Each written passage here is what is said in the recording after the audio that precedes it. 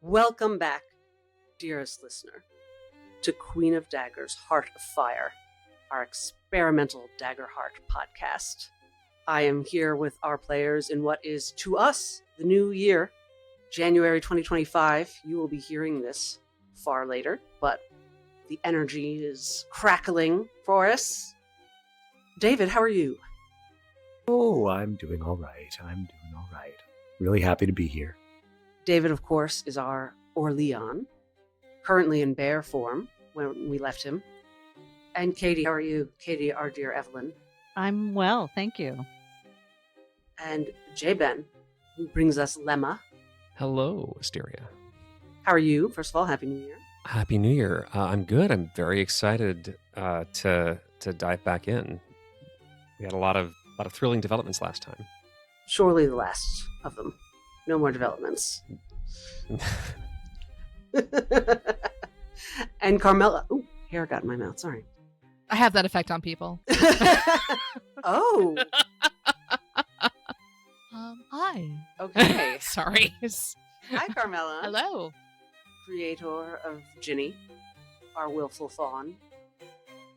We left our poets at a Shadowjack wake for deaths that they themselves had caused.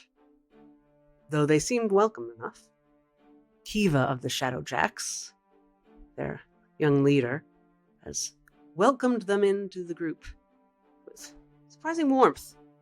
She's sitting by the fire still with Ginny and Lemma, who have been less than warm in return, and OrLeon, sort of, as he is still in his bear form. Evelyn is not with them, however. After alarming half news about her mother having traveled this way, and perhaps even more upsetting, a telepathic rejection from her friend Lemma, who'd been a constant mental companion these past few days, she walked off to get some space.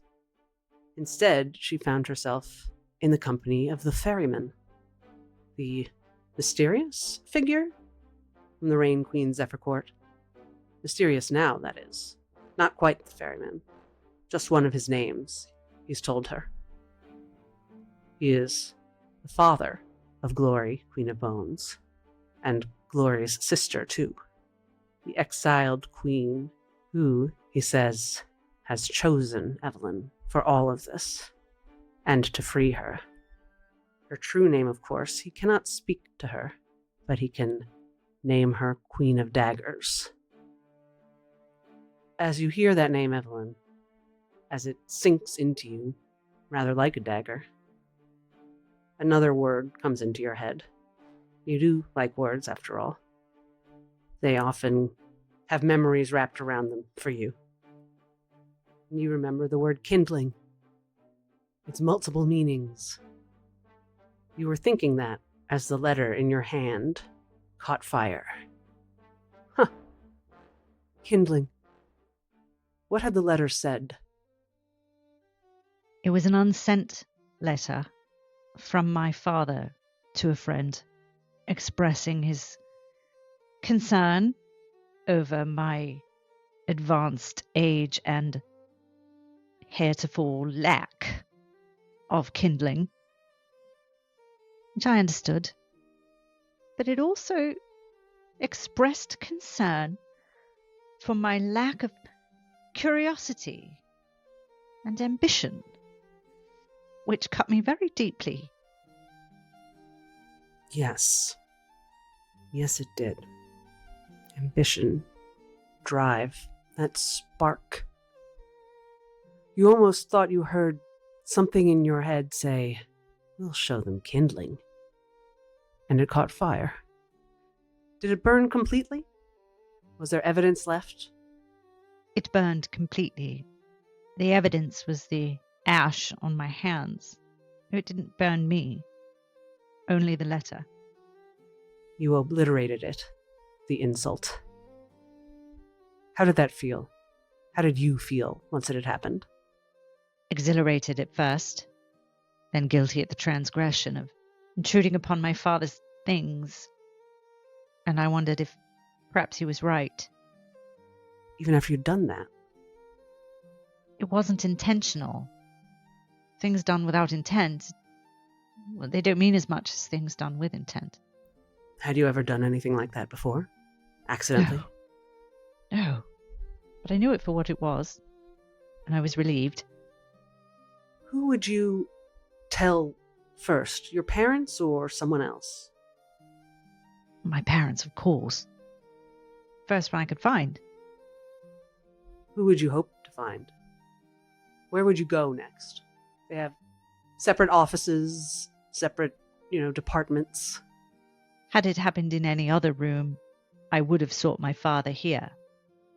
But the nature of the kindling itself made me not want to seek my father, but rather my mother, even though she was less inclined to be interested. Say more about that. Less inclined to show her interest, I should say. In you generally? Yes, I never thought she wasn't interested in me, but it did seem that she was concerned with making sure I thought she wasn't interested. Does Evelyn have thoughts as to why that might be? I do now, but I didn't then. I understand now that she was just waiting for me to kindle before she could have the life she really wanted. Away from the conjuries and away from my father and away from me. At the time, you just accepted that's how things were. Who she was.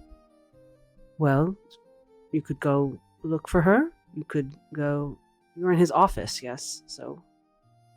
I left the office and went a circuitous route to find either of them. I didn't want it to look like I had just come from his office. I didn't want him to know I had been snooping. Well, I wasn't snooping. I was just looking for something, but I knew I shouldn't have looked at the letter. As it was, I found my mother first. She was just coming back from a lesson. Yes, you wind past the library. A good choice for several reasons. A good alibi for you to be coming from. Fair chance you'd find your father there. But it's actually your mother whose path you cross. On her way back from a lesson, it almost seems she might have been heading to the library instead of back to your shared quarters. She seemed to not be expecting to run into you. Her expertise is sage, yes, the poetry of druids and the outdoors, nature. I'm just going to roll for her one moment. I think she would have seen Evelyn's hands, which are blackened with ash. Yes. You're very tidy. Yes. Fastidious, one might say. Yes. You're certainly clean. You're coming from the library, so that is... She notices something's wrong. There's a pause. Evelyn, is something going on? Where's your father? She often does that. The first thing she says when she knows there's a conversation that needs to happen is she asks where your father is. And much as Lemma did after meeting with the Queen of Rains, Evelyn holds her hands out in supplication. There's no dagger or bead there, but they are covered in ash from the burnt letter and the magical fire. And she just holds them up and says, "Something's happened." Another pause as she takes us in. It's almost like the first time you got your cycles and needed help. Just the gravity of it, perhaps, is why she knows exactly what this means, and several emotions flicker through her face. She reaches out a hand like she's not sure how her own arm works, and carefully puts it on your shoulder, avoiding the ash-covered hands. Come along, Evelyn. Let's stay quiet now, and congratulations, and we have much to discuss. It's all right. You don't have to worry anymore. It's all right. a flash of pain across her face. She looks at you. I don't know if you're in a spot where you understand that pain. No, and Evelyn would read it as disappointment or frustration or something she's come to expect whenever she needs something. She squeezes your shoulder a bit, her hand shaking, and she withdraws it. This way, dear. As though you don't know where your home is. As she follows Phaedra, quite unconsciously, she lowers her arms to her sides, she shakes her hands a bit, and the ash disappears with prestidigitation. As you reach the door to your quarters, she gets there first, she opens it, she holds it as though for you to enter first, but she stands there a moment on the threshold. There's something she's trying to figure out how to say. Evelyn braces herself for whatever rebuke she's expecting. You know, Evelyn, you're a very intelligent, very hardworking young lady. Are you happy about this? The bewildered look that comes over Evelyn's face is beyond articulation. It's what we've all been waiting for. Yes, just that. You'll be making great works of your own now. Evelyn has so long believed that this was never going to happen that she has never imagined the future where it does happen and what happens next. Her mind immediately goes to thinking that she will be a primer just like her parents and teach others to do this. But she understands as she has that thought that that's not what Phaedra is expecting of her. So she sort of just gives a tense nod and a big fake smile in an attempt to get through this part of the conversation. Phaedra is still standing in the doorway. And she says, you know, all our friends, they forget you're not already revising. You're so perspicacious. You're always a joy to have in the conversation, they say. You've practically had a vespertine education as it is. Evelyn looks back at her expectantly. Her mind is sort of turning over these compliments that she's receiving that she's not heard from her mother before, and feels like, oh, I'm real now. That's what she's thinking. I'm a real girl now, and this is something that happens. People look at you differently, but she doesn't know what to say because part of her suspects that what mom is saying is that she doesn't need to be here anymore, and that terrifies her. So she just keeps looking at mom expectantly, like, yeah, great, yeah, I know, so cool. Just, I have to write some correspondence, as usual, before your father comes home. But just spend a little time thinking about what you think you'd like to learn next. Do you know what I mean? You're not like most newly kindled young poets who are coming to things brand new. You could try anything, and I'd hate to see you limit yourself. What does this mean? Could I now have access to the restricted areas of the library? And she stiffens, very surprised. Oh, well, I don't know. I wish I were in control of that. That is very much on a case-by-case basis for those of us who are not in the Codex division. Even being married to your father does not get me unfettered access. But if that is your primary goal, I know that you are very... Codex does seem a natural fit for you. Is that... And she pauses again as some wheels turn a little bit. Is that something you're interested in? The more... Perhaps the library arts is a way of putting it, or the more occult studies? Yes, I think so. Why is that? As she's saying this, perhaps without realizing it, is opening the door more, and kind of stepping in, and she gestures you to sit at the tea table. Evelyn, of course, does as Mom suggests, out of habit.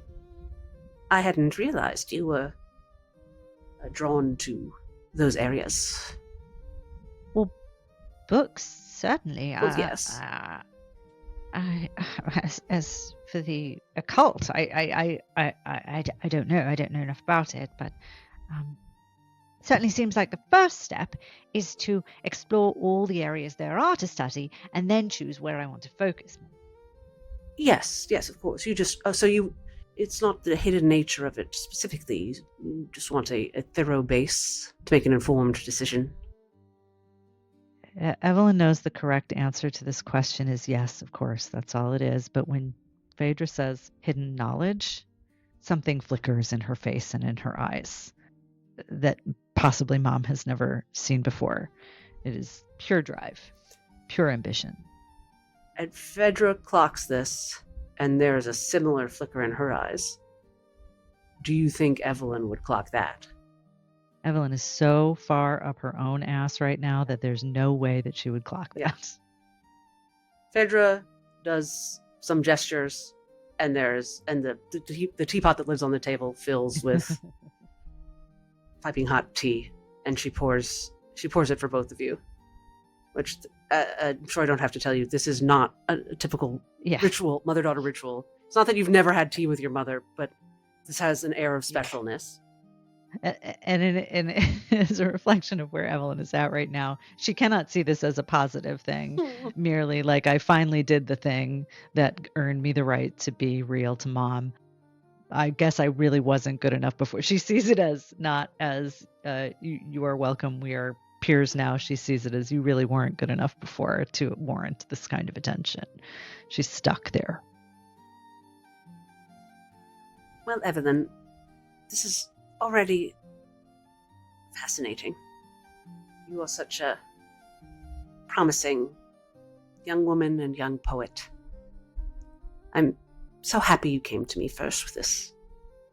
And she puts a hand on your hand in a gesture that is not insincere, but is not familiar to either of you. I will certainly take all this to mind when I discuss things with your father.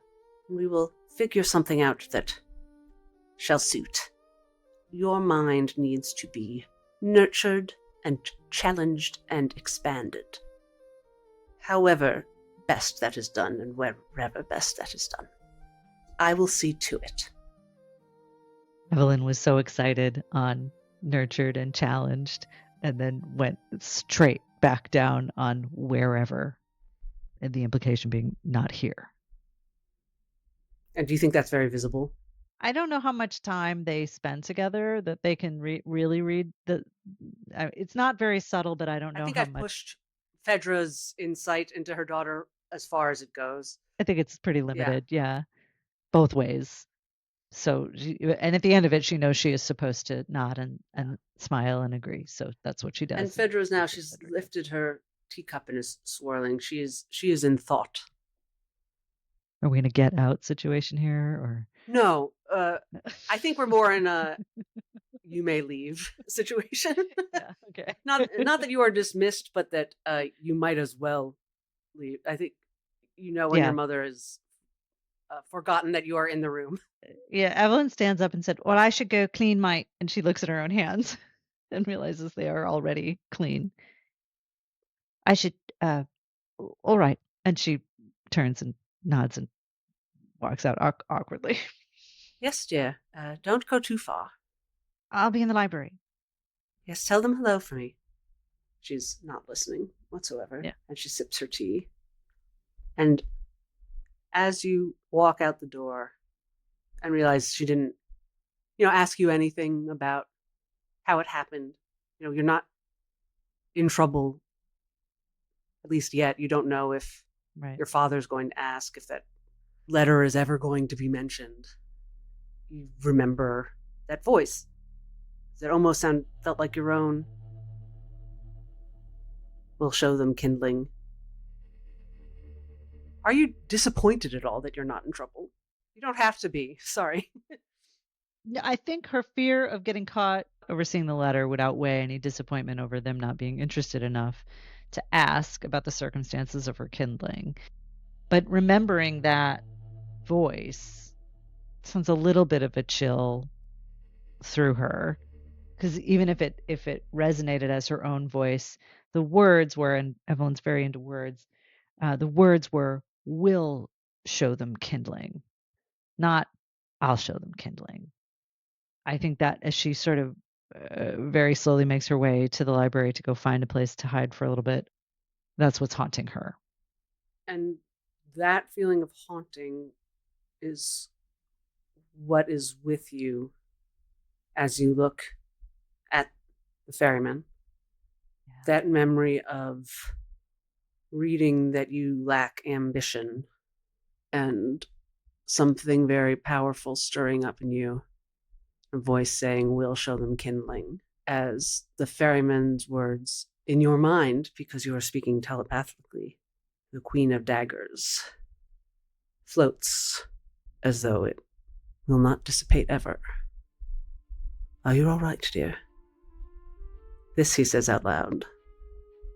I know this is all quite a lot.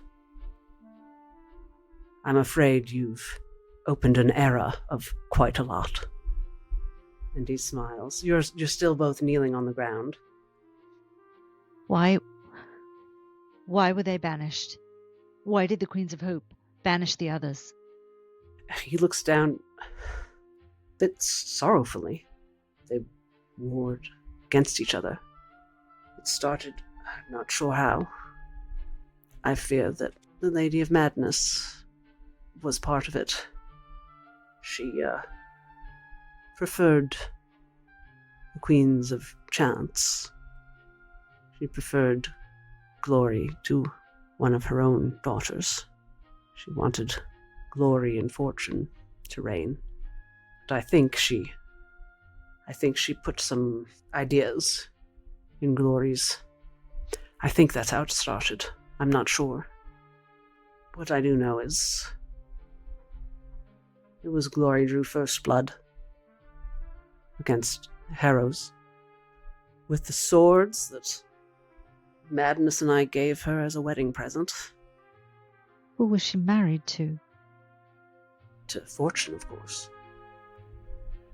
I gave her the sword Ruin. Madness gave her the sword Miracle.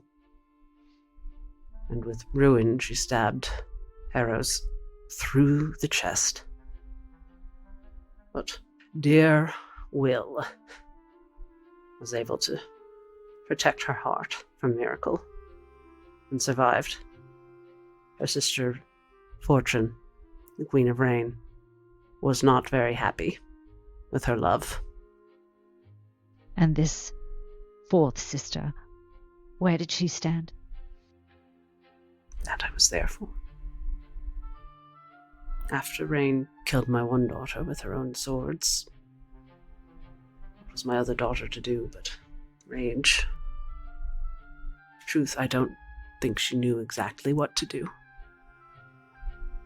Her sister dead, her lover crippled, and she was a canny one, terrifying mind.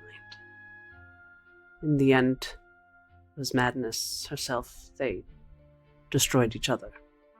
Chaos, the Lady of Madness, buried my other child in the earth, but she took her down with her. I begged Harrows to do something, but as she had in all of this, she did nothing. I suppose she and I have that in common. We were pathetic bystanders. Until much later she locked me in this form, of course, but she had her reasons, I suppose. What does that mean, locked you in this form? He holds out a gloved hand, and finger by finger pulls off an elegant gray glove, Just extends his hand for you to examine. I do. With my eyes only first. And into your mind, he says, touch it. She takes a long, slow breath and reaches out and touches his hand. It feels entirely normal, Are you mortal? essentially. I'm not going to age and die as a mortal does, but... Well, and as you can tell, I have some special abilities that the average man does not, but I'm not quite Fate, the Lord of Iron, etc., etc. Merely a shadow. You don't have to be cruel, dear. If I'm a shadow, you are.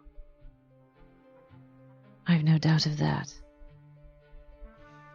No, a shadow might have more dignity. I am flesh, and I have been for hundreds of years. If I restore this Queen of Daggers, what happens to you? I don't know. And what of the Lady of Madness? What was her fate? Is she flesh like you? No, Or is she gone? she is a skeleton of sorts. She is a madness that haunts... Well, I believe you're going to see tomorrow exactly where it haunts. Is that the sallow ring, or is that something else? He looks at you with appreciation, maybe amusement. So you've heard about the sallow ring? Apparently my mother was seeking it. Yes. She was indeed. What is it? And he blinks at you a bit. It looks like his mind is working, fighting. To construct a lie? That is not what I meant. If you would like to... Yeah, I'd like to make an instinct roll here. You have freedom as to what kind of role you want to do. I would like to try to figure out what's going on with him. Ooh, that's a 17 with fear. That's enough for you to know that he's fighting past some sort of Like a block. Yeah. Like he can't say. The way he can't say the queen's The way name. he can't say the queen. There's like something that maybe he's not allowed to know. Something, the way there are wards and barriers in this world. It's something that he Yeah. should... It's like, He is subject to those. why as don't well. I know what 2 + 2 is? Like, why can't I add 2 + 2? Something that, like, the way the embodiment of fate would know things, that he's no longer that. Yeah. No longer has full access. And in you, telepathically, you hear the sallow ring, the memento mori is... Did I meet your mother? Or was I only supposed to? Is this the nature of the sallow ring that makes it so you aren't sure? And he focuses Is it again. a place or a thing? It was a place that was very specifically hidden from knowledge. We've heard the term memento mori before.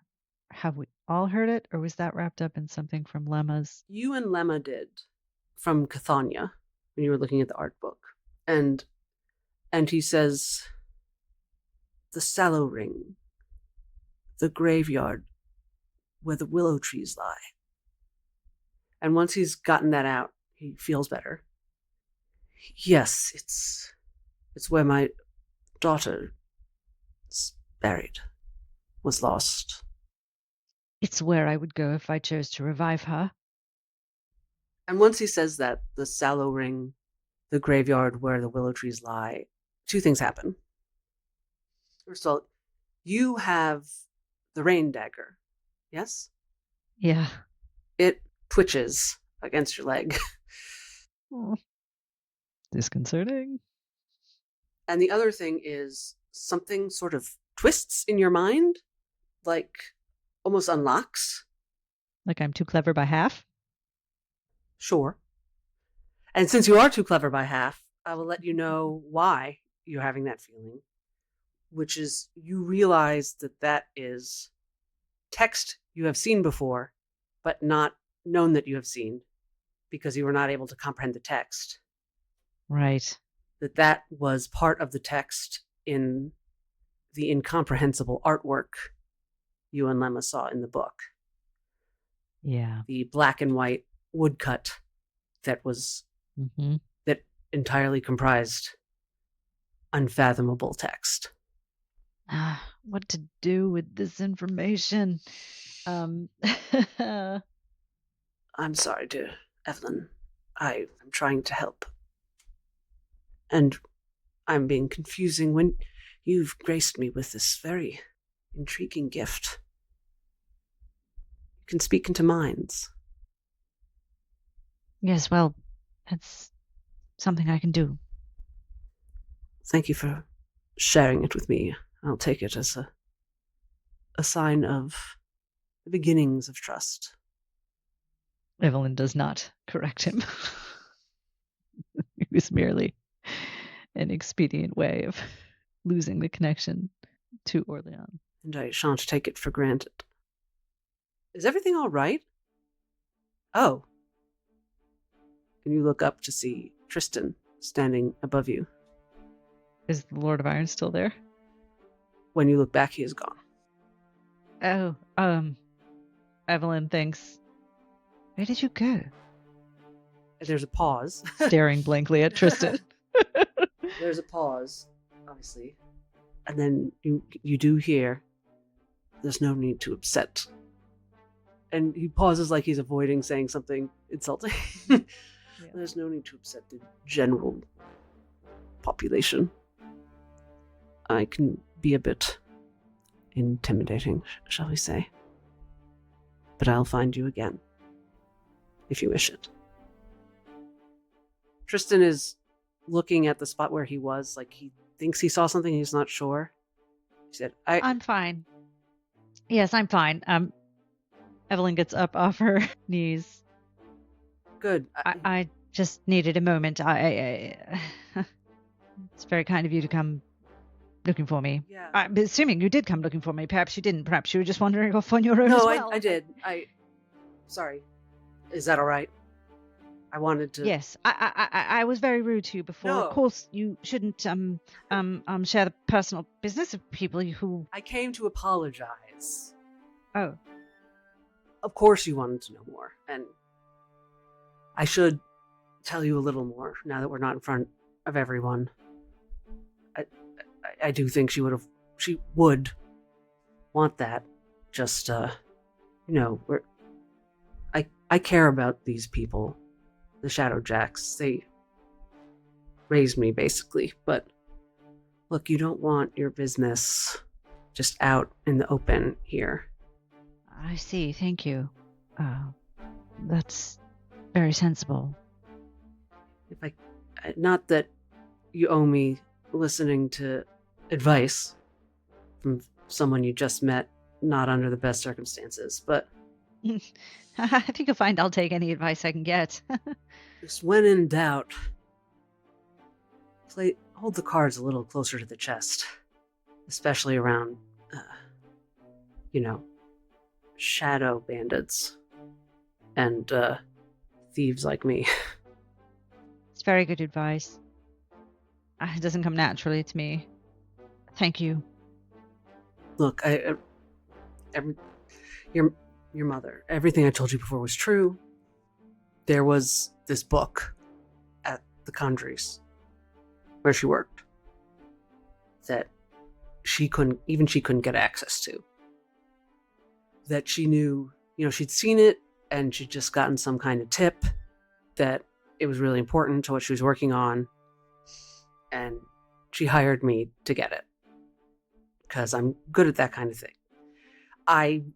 That's the kind of thing I do. I could get access to places in the Conjuries that she couldn't. I'm charming that way, I've been told. Evelyn looks like she is suppressing a lot of angst over the idea of people getting into places where they shouldn't be getting, especially at a Conjuries. But she doesn't want him to stop talking, so she's like metaphorically sitting on her hands. And I'm not gonna lie, your mom didn't have that much to pay me with, but it was just the idea of, it was fun. No, right, totally, yes, I totally understand, yes. Fun. I liked working with her, and she ended up bringing me along on this part. I told her that I knew some people that we might be heading towards Shadowjack territory, so it became a longer-term partnership, I guess, but she went without me on the last part. I didn't see what happened. I just know that, all this Four Queens stuff that Kiva's really into, your mom was looking into. And she thought the place where Kiva's dad was the Sallow Ring. And she went and talked to Kiva's dad. And she came back and she told me, thank you. You've been great. I need to go find something else now, and I won't need you for it. And she went off. And So appreciate you telling me this. yeah, I don't know. It just seems like you guys are... I don't know. When I thought about it, I couldn't really think of a reason not to tell you once I had a second. We were a bit aggressive. That's what it takes sometimes. Well, it's been a big couple of days. Yeah. Whitmore is... There's stuff happening. There's rumbles. Do you mind sharing? Look, I promise I'm not... I know a lot of people who do stuff that I would never do, okay? People come to me looking for things. Me and Zim. So I hope you don't judge me for some of the information I have. But some of the more volatile types of the people who work outside the law in Whitmore, it sounds like there's some kind of recruiting happening. And there's all... These are different than the Shadowjacks. Oh yeah, the Shadowjacks are very specific. Are you guys poets? You and your friends? Yes. Yeah, the Shadowjacks are like... I call them villanelles. They're doing their sort of... I mean, Kiva... I'm told Kiva, revised and went to a conjuries and all that. And everyone else, they're sort of people who maybe would have been poets, or maybe... If they taught that sort of thing at the conjuries? Well, I don't know if they... What do you call it? Kindled? They're just sort of people who figured out some of it, People who noticed the ward, noticed that they could grab parts of it. I don't know if they could have been poets if someone had noticed that was useful. I don't know if they're people who should have gone to a conjuries, or if it's just some other, lesser version, or if maybe they kind of stole some power because they could. Evelyn would love to write a dissertation on this. Perhaps in some future world. If they survive, she will. I think he sees that face you're making.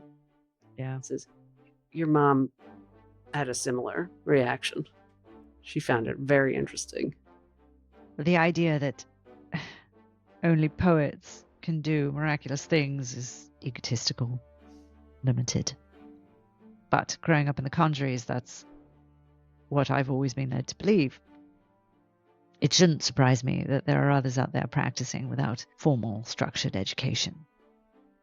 I don't know if it's a miracle to hide behind perception so you can stab someone. It is to someone who can't do it. Touché. And from there, we cut back to the fire. Mostly Ginny. While Lemma scowls. Someone's come by with a bowl and a rag, and Kiva takes off her gambeson and lifts up her tunic and is tending to her wound. From when Lemma stabbed her with a rapier. Meanwhile, as this is happening, as they're all talking, those in person form, OrLeon, you feel a strange sensation in your mind. You have felt telepathic communication from Evelyn. Alarming at first, but not that different from speech once you're used to it. This feels more physical. Like the words you're about to hear are almost growing out of something in your mind or coming from something very physical in your brain. You hear the words, "Well met, friends. I don't often meet kin of my own. I hope you're both well." OrLeon has experienced communication beyond words for his whole life in some way, but among the altered reality states that he has come to encounter over these last days, this one is yet again new, and his hitherto sense of a relatively stable reality once again blurs. As you compare it to those others, you realize that it is an inverse of a kind you have used before, I think only once. You have sent a communication this way. This is the first time someone has reached out to you this way. You spoke to the mountain, and it didn't feel, you opened the connection that way. This is, but you've never experienced someone opening a connection with you. I try to physicalize the thought, who is this? Who are you? What do you want? Do you look around? Yes. Can you give me some sort of, you will definitely get information, but can you give me some sort of roll? 17 with fear. And yes, it's an instinct roll. So that would be +3, so that's a 20. Great, then you definitely see both things. I think the most obvious thing is that the young woman, Lorelei, who had performed the funeral ceremony, is looking at you kindly and expectantly. And she smiles when you look at her. And the other thing that you notice is Soren is sitting straight and frozen like a statue, his one good eye wide, looking pale as snow. And so you've said, "Who are you? What do you want?" Yes. You see Lorelei shrug apologetically, and she says into your mind, "I'm sorry, I didn't mean to startle you. I should have realized most of us don't have anyone to talk to this way. How would you know that you could? Do you even know who brought you back?" Brought me back where? And who is us? And can Soren hear us? And you hear in your... Does OrLeon say that? Can Soren hear? Yes. And you hear in your mind, what the fuck is happening? What is this? OrLeon, are you doing this? No. No, not at all. Is this some Shadowjack trick? I'm not. And you see Lorelei realize she's made a terrible mistake. She says, I'm very sorry. I get confused a lot. I don't really know what's normal. I think I've made things worse. I just thought you might like someone to talk to. Especially you while you're a bear. Perhaps you'd rather I leave you alone. I'm so sorry. Who is us? Who is us? And she walks away. I get up and follow her. And Soren stumbles to his feet. Ginny and Lemma, what you experience is... Well, tell me if you think you'd experience only the bare minimum, or Ginny and Lemma, what were you looking out for? Ginny, were you focused on Kiva? Were you talking to Kiva? How deep in conversation am I with Kiva? Because we were pretty antagonistic towards each other just moments ago. Kiva would have gone, "Aye, but that's all one. So, the thing you need to know about cleaning a wound is," and she does not hold a grudge emotionally. Okay. She does not forget, but she does forget. So, Tristan's gone off, so he'll probably make it all right with Evie. Mhm. So, tell me, Genevieve Hawthorne, Soren tells me you're voicing poets, yes? You don't have to tell me which countries. Oh, but probably Lark Song. Soren mentioned Lark Song. So, how's that going? You like the countries? I ran away from Lark Song after like a year. How's that? I suppose. Is that a safe conversation topic? Will you stab me if I ask about that? Lemma bite. At what point in this speech does OrLeon get up and lumber off? Well, basically my question is, before that, Yeah. where is Lemma's attention? It sounds like Ginny is paying attention to Kiva. I would be paying attention to both Kiva and Lemma, because Lemma has been acting very strangely. He's in the conversation circle, but he's facing at like a 30-degree angle outside of it. So I believe Lemma probably would have seen Lorelei approach a little bit, and from a distance face the group, but not you specifically, more towards, Soren's sort of on the edge of the group, like keeping an eye on things, but not participating. And I imagine OrLeon is also on the edge of the group because he's large right now. Yeah, I would definitely know where OrLeon Yeah. is. He's a big bear.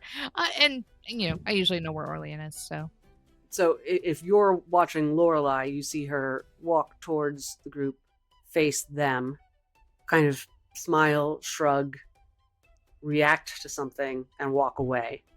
Lemma's attention outside of the circle would obviously be very sensitive to Lorelei approaching, and with the experienced reader of people would be able to probably suss out, not reader of bears, importantly, but could certainly detect at least that something was going on with Lorelei and Soren. And I think Soren's reaction would be very obvious.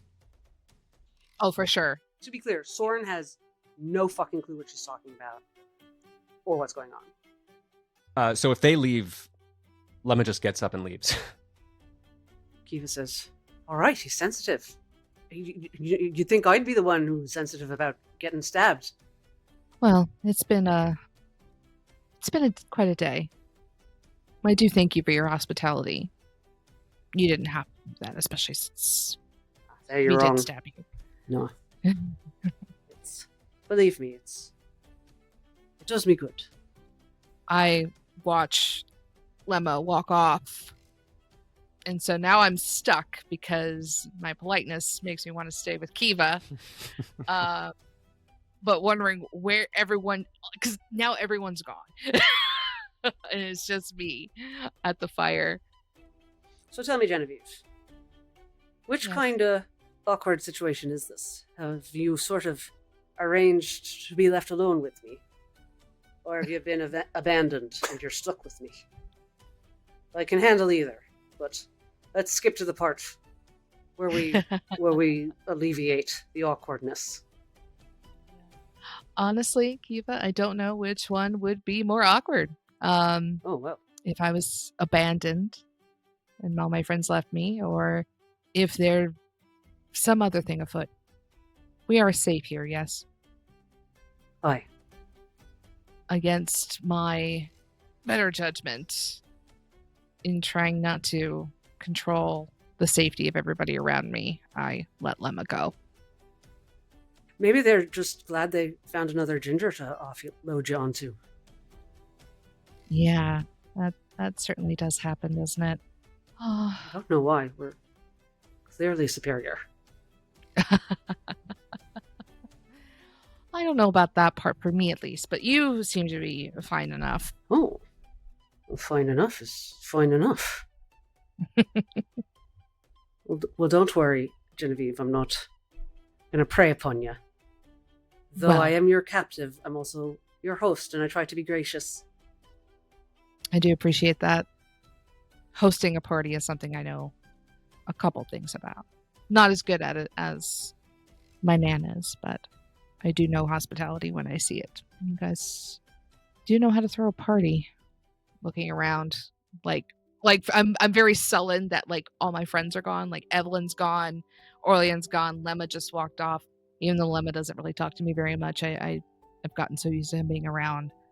It's a little lonely by the fire, even though Kiva can't keep a conversation going. Well, now you have to tell me about your Nan's parties. The transition to Burnmend is our biggest festival. Hand fasting ceremonies, harvest festivals. Whole town gets together. Merchants come in, ribbons and flowers and cornucopias everywhere. And this is A lot of fun. in the mountains? I know not all farms are. Oh, yes. I'm not from the city. I'm from near Doe's Run River. You seemed like a Beautiful mountain place. girl, but I didn't want to. Did the arms give it away? Oh, you think you're stronger than me? I have a pretty good feeling that I may be. All right then. And she pulls up. She'd been kicking her feet up on a tree stump, and she pulls it over and kneels in front of it. Universal arm wrestle position. All right then, let's see it. Well, who am I to dismiss such a gracious invitation? And I get down on my knees and grip her hand. Remember, you're my jailer, so if you win, you're a vicious monster. Oh, well, I've been called worse in recent time. Oh, you get more interesting the more I talk to you, Genevieve. So is this a strength roll? Yes. If you have a relevant, ability or experience, feel free to add it. I don't know if I'm an intimidating presence to her at this point, but I do have pick on someone your own size. Yeah. I'll let you pick on someone your own size. So let's see what we get. All right. We have a 22, 25, 27 with hope. Wow. I'm still going to roll. There's no way. She has a 0 modifier to strength.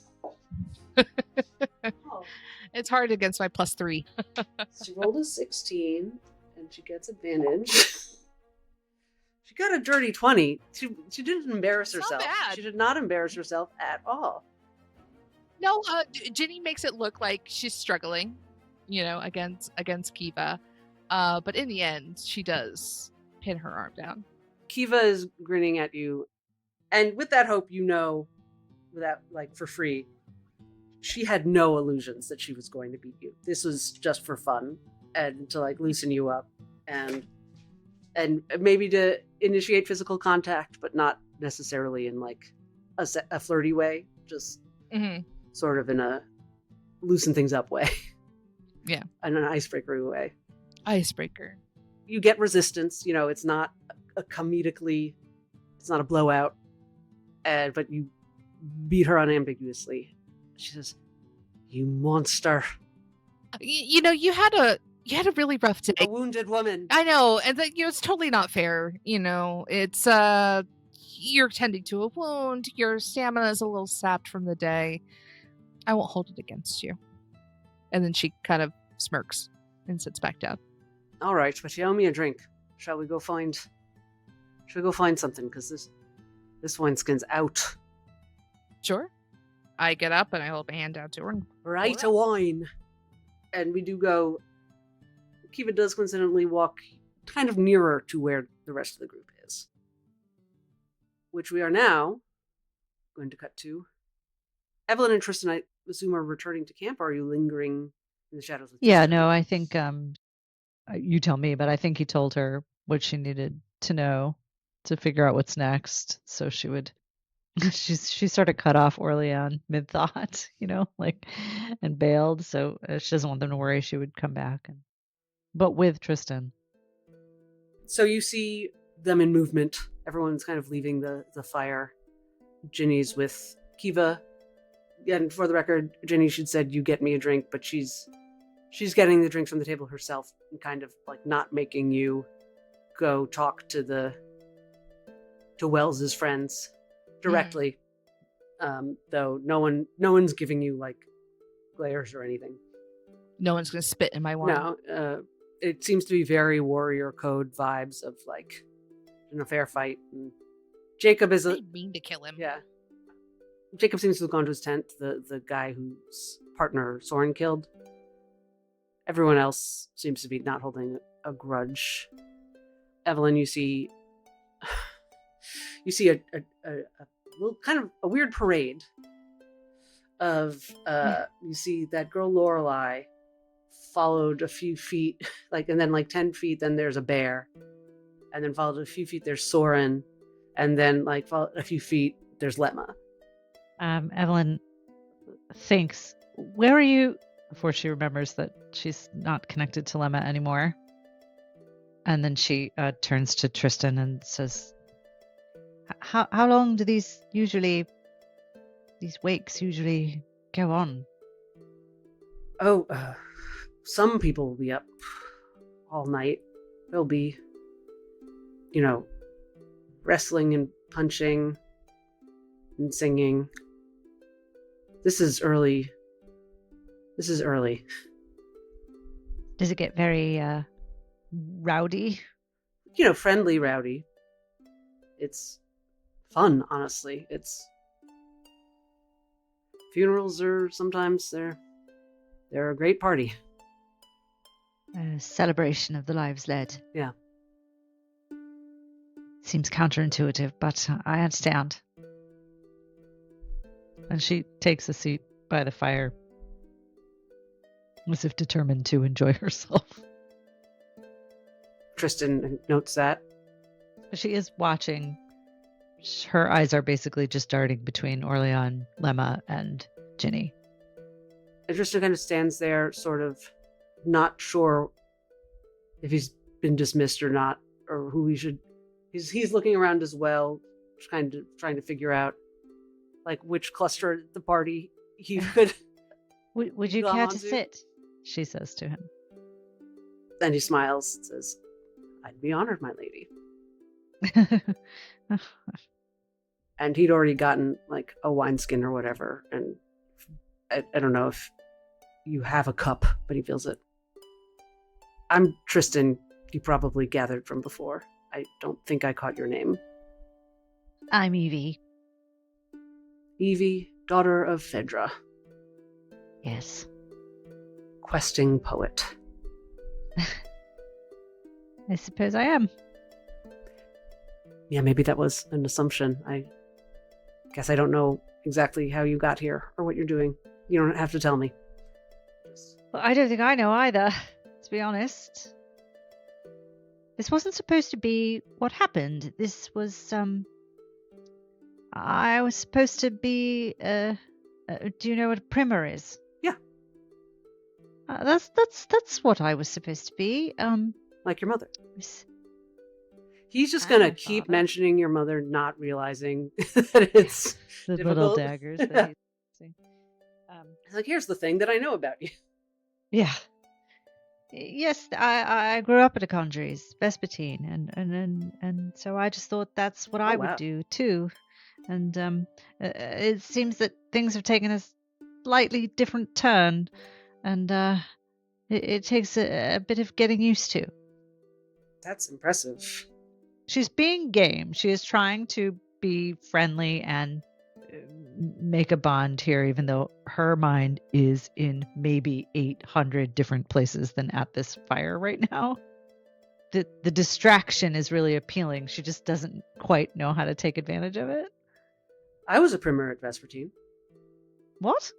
I mean, not really, but people believed I was.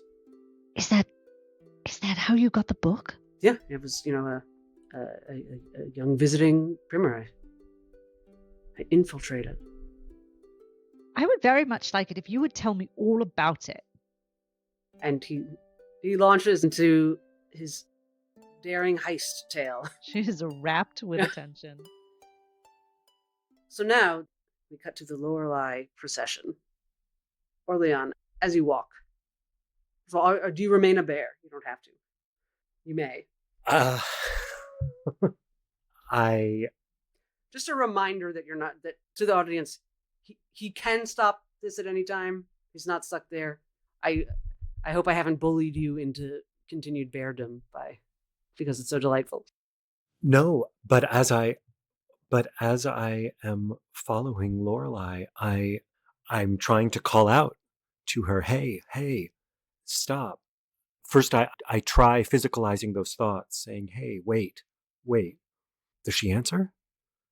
You hear back sort of garbled sound, like word sound, but you hear,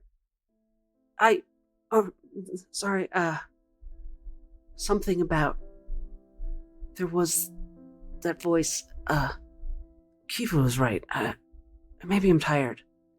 And you see that she's sort of like looking around for something. It's like, she told you she gets confused. Does it seem painful? Does she seem upset? Not per se. Not painful, first of all. Upset, it's harder to tell. As you go, obviously she's very well known, you see other people smiling at her, but giving her, space. No one's like, Lorelei, come drink with us. No one seems to be expecting her to come party. That people are sort of getting out of her way. Maybe even asking her, like, facially if she needs anything, but not with words. Like, no one's bothering her. I approach her, and I would like to instinct roll whether I will be able to get any more information from her, or if she needs to be left alone. You don't need to roll for that. With this connection that's been made, I think I can just tell you. I think she needs to get away from the crowd and clear her head. Like, yeah, give her a second. But yeah, you do hear her say something like, "Where's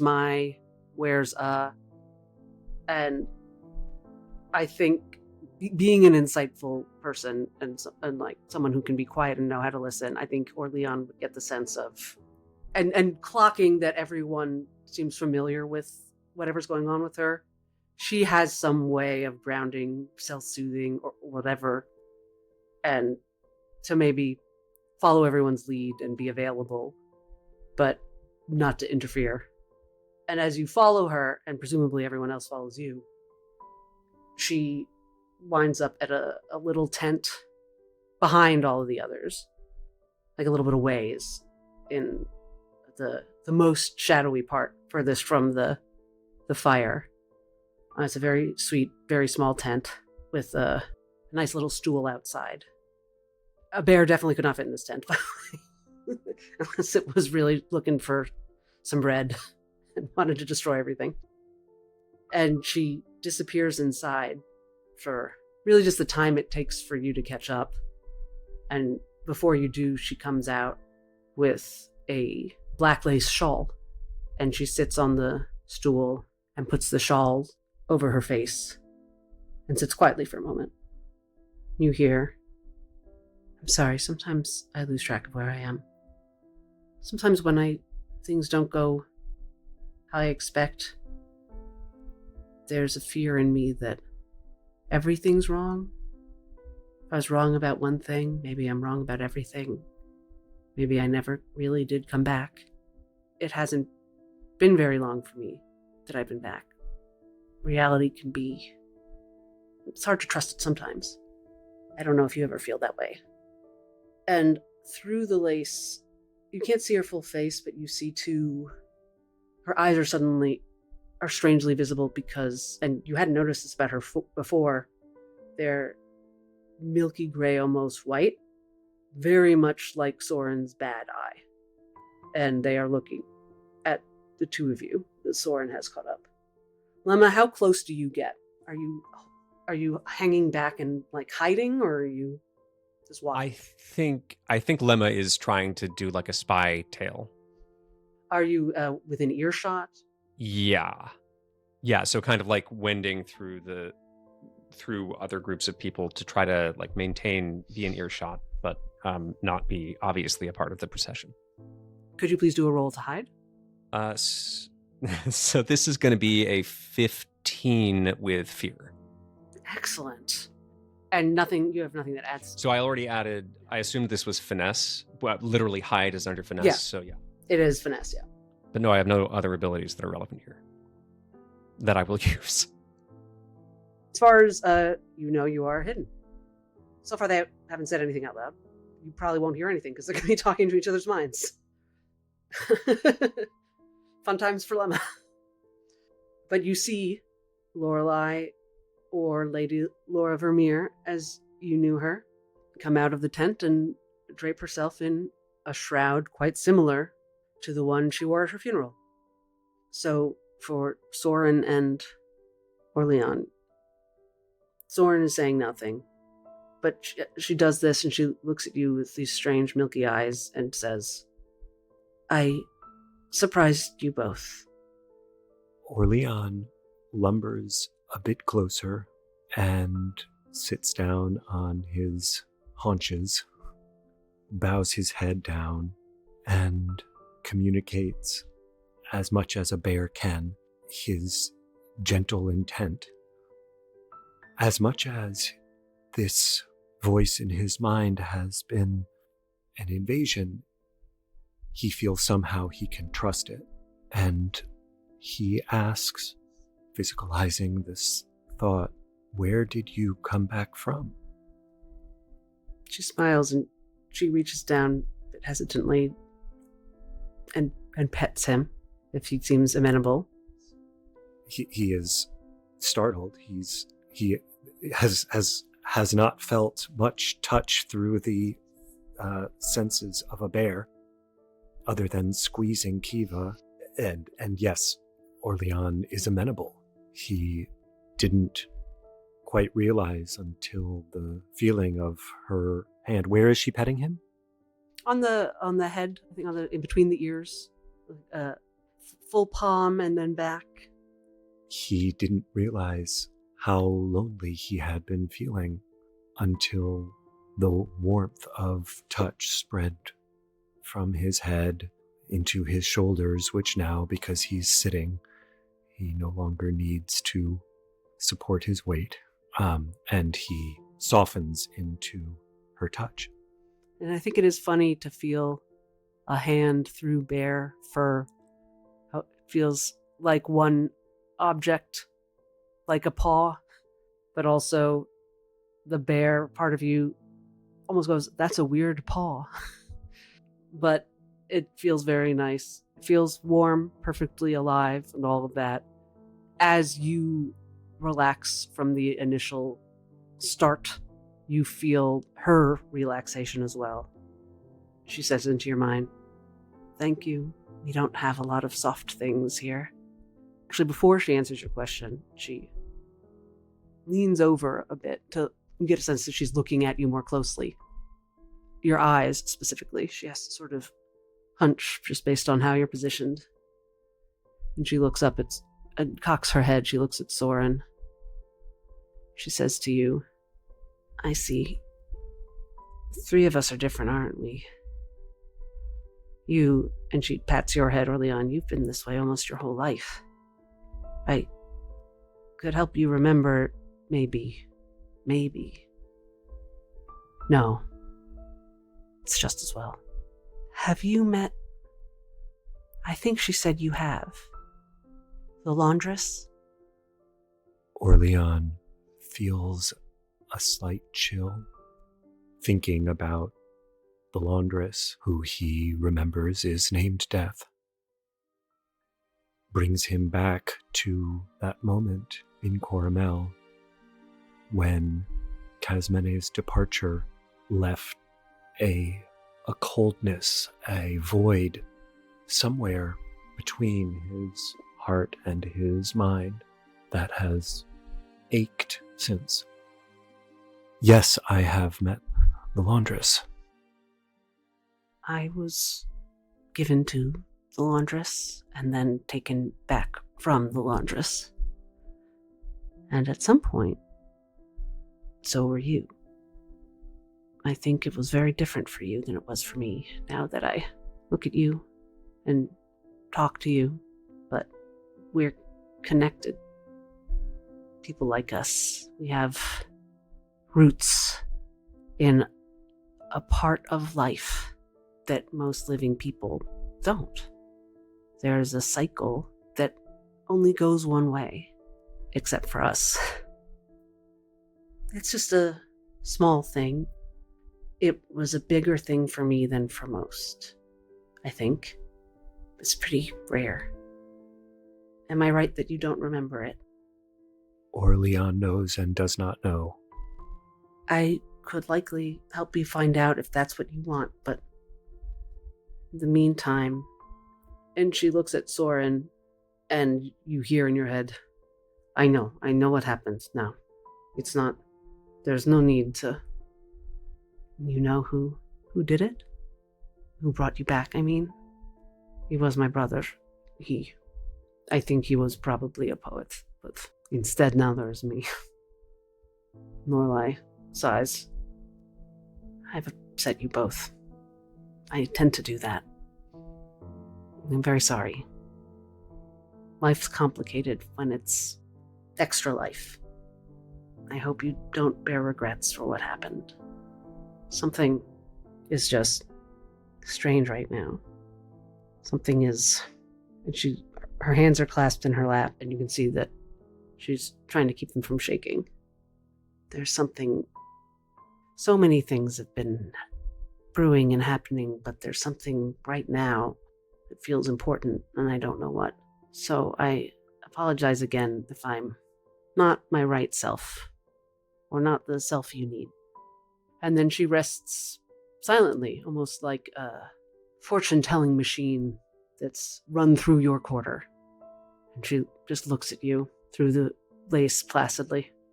OrLeon feels a weight gathering from the far reaches of his body, pulling gravitationally together, centering around his heart, and it pulls him down beneath the earth and expands, and he sees, feels, is. He sees and feels without seeing and feeling the presence of all things. And he knows, for a moment, peace. Soren, meanwhile, is having some kind of very different reaction. When it's clear Lorelei's not going to say more unless prompted, he says out loud, OrLeon, I need to be somewhere else. And he turns on his heel and walks quickly away. Soren, OrLeon tries to call but can't speak. Soren, he tries to call again, and his voice rings out, and he looks down and sees that he is a person again. Oh, Lorelei says out loud. So the first thing from her that Lemma hears. Yes. Transformation, it is a surprise, isn't it? Even to us. Who are you? OrLeon says in his own voice. I am Lorelei. And she straightens up for a second. Would you say that to me? Would you say my name? Lorelei? And after just a moment, her posture relaxes again. Oh, all right. Thank you. I don't know, I thought... Never mind. There's some kind of answer you wanted to that question, but I don't know what. Who am I? What's happening? To you right now? What's happening? Why have we met, all of us? That I don't know. I'm not a great being. I'm just a girl who died and came back. I know things I shouldn't, and I forgot how to understand some things that I should. But in theory, I'm just a human girl who's very strange. OrLeon knows For the first time, what he doesn't know. He knows there is a great mystery about himself. He now knows that there is an answer to why he is how he is. And he doesn't know if he wants to know more. He feels something he has truly never felt, and that is deep, deep fear. She'd said that last bit aloud, and now into your mind she says, "One thing about me that is special is I know more about our condition than maybe anyone," which still isn't much, but if you do want to figure out more about what happened to you, I might be able to help. But I won't unless you ask. I've already stepped too far. Do you regret knowing what you know? I don't think I'm capable of that. How could I? I wouldn't be me if I didn't, so that would be a different person. A dead person, for one. And there are so many truths I learned, not just about life and death, but about what my previous life really was. They were not happy truths, but now I am finding something new. And the idea of that person's life makes me sad. If what you mean is, do I think it's wrong? I don't have time to spend on those questions. I know the laundress isn't thrilled, but that's her job. Now I have a job, and I'm glad I can do it. What is your job? I help the Shadowjacks, as they helped me. And what do they want? Generally, I don't know.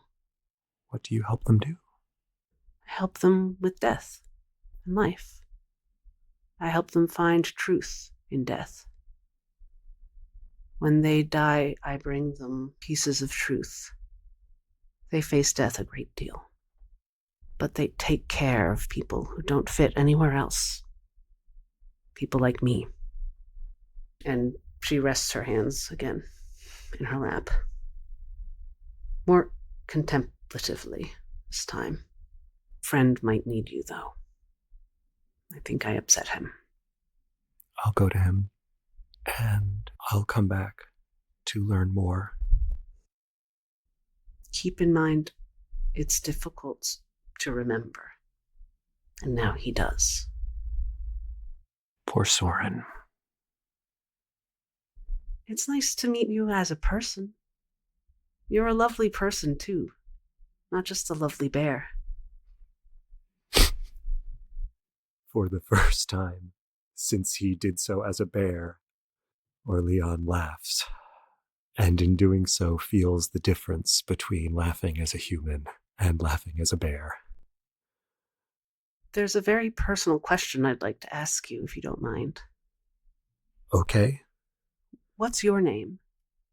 OrLeon looks at Lorelei and thinks about how his friends all gave fake names and knows there is probably a wisdom in that. Thinks of how all of this began in battle and yet is unable to come up with a lie and says his name. My name is OrLeon. OrLeon. Yes, I think it is. Lovely. Thank you. I should probably go check on my friend, shouldn't I? I might rejoin the group in a bit. Sometimes too much noise is confusing. Not confusing, it reminds me of a certain thing. So both. Take care. I'll see you soon. See you soon. And OrLeon intends to turn, means to leave, doesn't, and looks down. What's wrong? And says, see you later, and walks into the woods to look for Soren. The minute OrLeon is out of eyeshot, Lemma is in front of Lorelei. She starts and then freezes in like the startled position. Says, I thought so. It felt like there was someone else. You're confusing. Now, to be clear to the listeners, Lemma heard very little of that. I don't think he heard anything about those three people being kin or having been brought back. I bet you were tracking very specifically what you heard and didn't, is the face you have. Yeah, for Lemma, this was a Pinter play. This was like three people having like intense anime eye close-ups, and then occasionally somebody saying, yes, you feel it too. He knows none of the specifics. He does, I think, intuit that some kind of very intense shared experience took place or has taken place, that there is something going on here. And I think Lorelei might have said, well, either through this conversation or through what he's observed, he would understand that she is not fully aware of her past, even just by the fact that she hasn't recognized certain things or said certain things that she should. She definitely did not visually recognize you, though though you seemed weird, or she paused on you. Yes. She says out loud, of course, says, I thought you're confusing. You're not like me, but you're something. Why are you something? She's still wearing the shroud. She lifts her hand to remove it, and she hesitates. I'm Lorelei. My name is Lemma, my lady. Would you say my name? I know you by a different name, but I do not know if it is my right to call you by it. Would you say Lorelei, please? Whether or not it's my name. As you wish, Lorelei. Would you say it again slower, please? Lorelei. Would you say Lorelei's? Lorelei's. Would you say Lorelei's here? Lorelei's here. She looks you in the face. The moment her eyes are normal and the next they are milky white. What are you remembering as you say Lorelei's here? I'm remembering the place where I saw her first. Tell us about how you first saw Laura Vermeer. I first saw Laura Vermeer when my family arrived in Whitmorn and were summoned to the house of the ruling family to conduct a ceremony. And the ceremony was for her. Your parents decided that you would lead the ceremony, yes? They had begun to involve me in the ceremonial proceedings as I progressed to being a full-fledged elegist. And they assigned me a part of the liturgy. Would you have seen the body before the ceremony? Yes. The Lady Laura Vermeer was, we were told, very ill and certain to die. And so we were summoned to the house when she was in sickbed. And then the news arrived that she had passed, and we were immediately summoned to conduct the liturgy. Did you see her while she was alive? And we saw her several times over the course of a few days. Alive, not conscious. And her eyes were closed. Yes. We never spoke. I didn't see her close up until after she had passed away. The day of the public ceremony, the Vermeer Manor is ancestral, lovely, of course, overlooking Lake Whitmorn. There's a public chamber where the ceremony will take place, but right now we're in a smaller chamber to the side of it, where the body's been prepared. Your parents are off talking to the Vermeers, doing sort of last minute explaining how things will go, tending to things.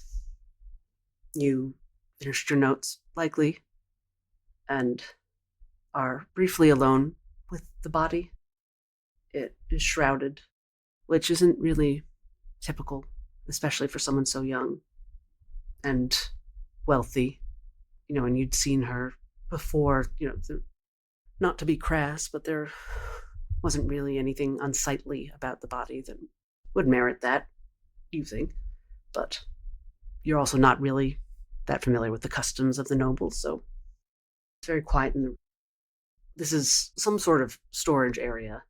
Very nice, of course, but there are little side areas with seats. As you take a seat to do one final check of your notes at one of the little tables where you imagine servants, sort things, shell peas. Your back is to the door. You can't see the door, and funny enough, people would enter without being able to see you. And two people do enter. A woman and a man.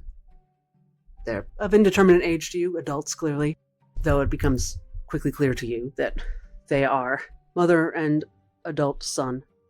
They've been pointed out to you, sort of a second cousin of the deceased and his mother from the other side of the family. So she's not blood related to the deceased, but he is. They've come into town from Boreas for the fair. He's just pulled his mother in. You're not seriously saying what I think you're saying, Mother. Well then, just forget that I said anything. Just accept what the Rain Queen gives you. It's not from the Rain Queen if you did it. Everyone is happier this way. You're the perfect Baron of Whitmore. You're the perfect heir. No one wanted a pre-teen, scrawny bookworm running the most important city in the land after Boreas. But we don't have a queen running things. We need someone strong, intelligent, charismatic, and kind and innocent, with clean hands like you, my dear. Make it sound so obvious. Won't people suspect? I'm sure they already do. They just don't care.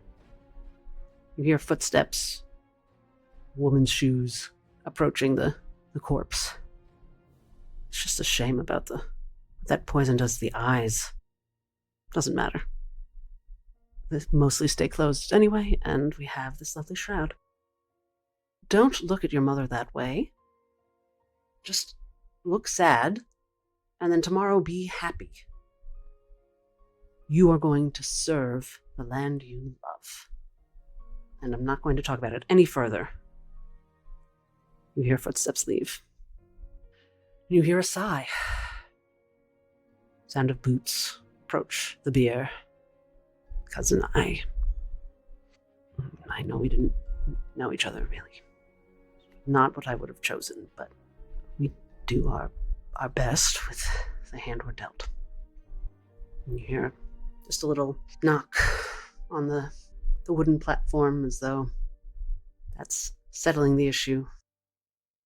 Footsteps in a door, and you're once again alone.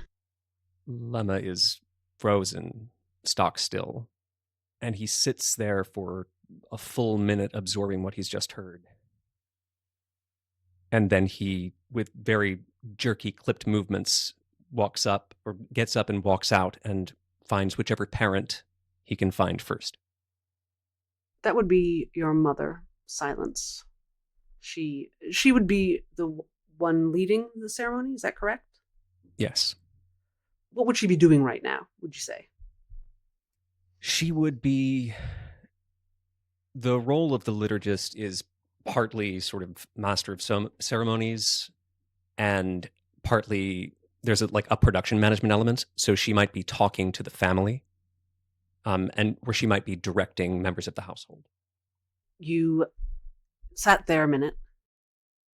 You come out, you see it's a little bit before guests are supposed to arrive, hence the body still being in the antechamber. But family is here, obviously. And your mother is talking to Lady Juniper, the woman you just overheard. You don't see your father yet. It doesn't look like a very deep conversation. You could interrupt your mother if you wanted, or go find your father. I do interrupt my mother, and actually seeing her speaking with this person, I think recognizing this person's voice impels me to do so. Pardon me, your ladyship. We have to discuss the ceremony. And she does a bit of a humble curtsy that perhaps Lady Juniper thinks is because she's noble, but that your mother would do to any grieving person. A sign of respect. There's a whole liturgy around the proper gestural and postural attitude around mourners. And my mother, of course, is observing it perfectly, as she always does. And I have forgotten it entirely. I am eyes wide with alarm, standing ramrod straight, radiating stiffness and nervousness. Which, of course, your mother would clock. So what's your history of approaching your mother with things? Is she generally approachable? Like, is she the kind of mother who, if Lemma is breaking protocol, then something must be wrong, or more worried about the fact that protocol is being broken? I think both. To an outside observer, just there's no anxiety visible. She masters the situation. You've come and interrupted, and she's played that everything's completely normal and all part of it. And she takes you aside into a different side room. Actually, I think back into the antechamber where the body is. She views that as the elegist domain. Lemma, what is happening? Why are you in a state? I heard something, Mother. The woman you were speaking to, she came into the room with a young man, and not knowing I was there, they spoke truths that they would not have had they known. She closes her eyes to take all this in and holds up a hand for you to pause while she does. She is, remember, not a poet whatsoever. In fact, she's anti-poetry. She is very focused on the moment, and you've accelerated greatly, understandably. She says, you overheard things that greatly upset you. Is that correct? Yes. Upset you enough to come fetch me. And there is a little bit of speeding up of her breath. I must betray a worry to you. I'm worried that you are about to tell me what it is that you overheard. Do you know why that worries me? No. It is not a principle of ours that one must never repeat what one overhears. Sometimes one must. And it's clear from what you've said already that you did not intentionally eavesdrop or spy.